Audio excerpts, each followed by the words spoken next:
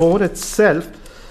In fact, I was stuck yesterday at the airport, so just used it a little bit, took a lot of snaps. So I'll show you that later, but I've repacked it. As you can see, you get that designed by Apple in California. So you get the Apple stickers with this one, small pamphlet that gives you an idea. The biggest difference is the screen and the Face ID. I'll talk about the Face ID because I've used it now for the last 12 hours.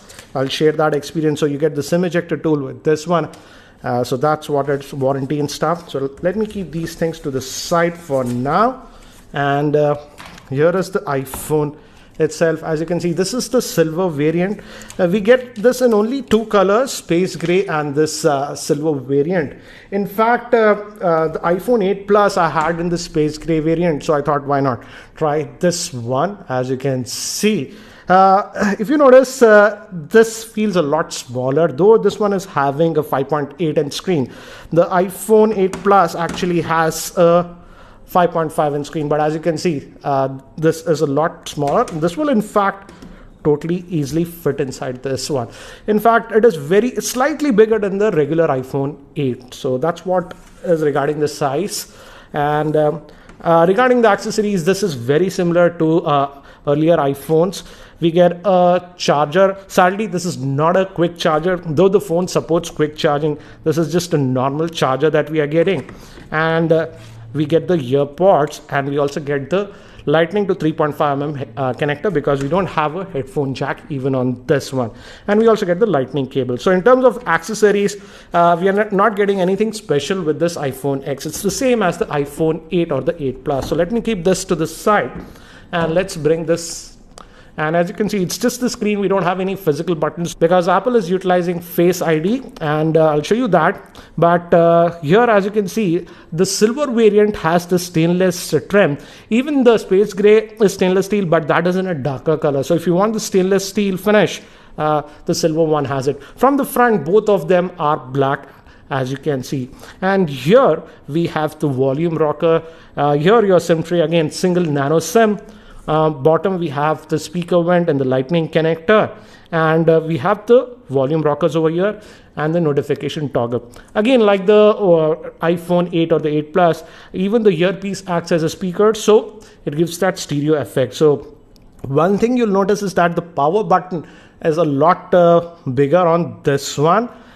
So yeah, it easily fits in your single hand, as you can see, unlike the 8 Plus, where you have to really stretch your hands. So yeah, this easily fits in a single hand. So let me just power this on, and you have to hold the power button. And by the time it actually boots up, let me give you the configuration overview. This iPhone 10 has a 5.8 inch OLED screen with a 19.5:9 aspect ratio, which comes to a 458 ppi. It is powered by the Apple A11 Bionic chip, which is a 6-core processor. It comes with 64 or 256 GB of internal storage. It has Face ID. Moving to the camera, it has a dual 12 megapixel rear facing camera. One is a regular lens, second is a telephoto lens, and both support optical image stabilization. Moving to the front facing camera, it is a 7 megapixel shooter with the f2.2 lens. It's also IP67 water resistant, and the battery is a 2716 milliamp hour battery.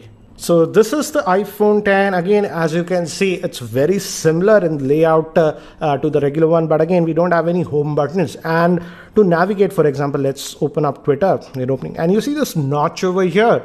This has the Face ID stuff that the IR sensors which make it work. So you get this notch, and yeah, it feels a little bit distracting initially, but after a couple of hours, I almost forgot about it. And another thing is that not all apps actually take use of this full, screen size. Apple is still updating. Developers have to update their apps. For example, if I go to my mail app, as you can see, we have those up and down notches. So that is something that you have to note. Again, that will be solved later on, but most of the Apple apps, as you can see, it's fully there like this. So again, to go back to the home screen, you just swipe like this, it goes back. And you might ask, what about the multitasking? For example, let's say we open this setting and stuff, and for multitasking, actually you just hold it like this and you get to the multitasking tray like this. And another thing that I've noticed is, let's say we have For example, let's say the weather app I've opened. Let me just go back, and this Twitter app. And I just want to go back to that weather app. You just swipe from here to here, you can go back, and you just swipe back, you go back to this app. So it's actually easy to switch between the apps like this. You don't have to always use this gesture and get to the multitasking tray. So that is one thing that I have noticed. And in a couple of hours, you actually get used to it. So this is easy. Again, I jump between a couple of apps a lot. So this is a lot easier. You just swipe like this and it goes. And to go back to the home, it goes like this. So yes, there is a slight learning curve. But again, yeah, you can grasp it after a couple of hours. And the biggest thing about this is the Face ID. And I tested this one for almost 12 hours, and it actually works even in pitch darkness. For example, this is switched off, and if you just raise your phone, it actually comes like this, and it unlocks like this. And by default, it does not. You have to swipe this to unlock. So if you just look at the phone, it won't unlock. And another thing is that if your eyes are actually closed, it won't work. For example, let's test that. I'll just keep my eyes closed,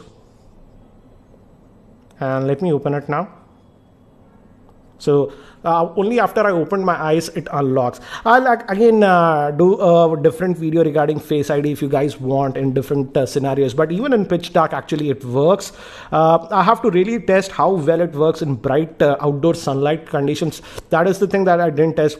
But the Face ID actually works. And this gesture is nice. You don't have to press this power button. You just pull it up, and as you can see, it unlocked. So that works. Let's also look at some of the settings. And if you go to the settings, and let's look at the display. Again, the display actually is really good on this one. So you don't have to worry about that one.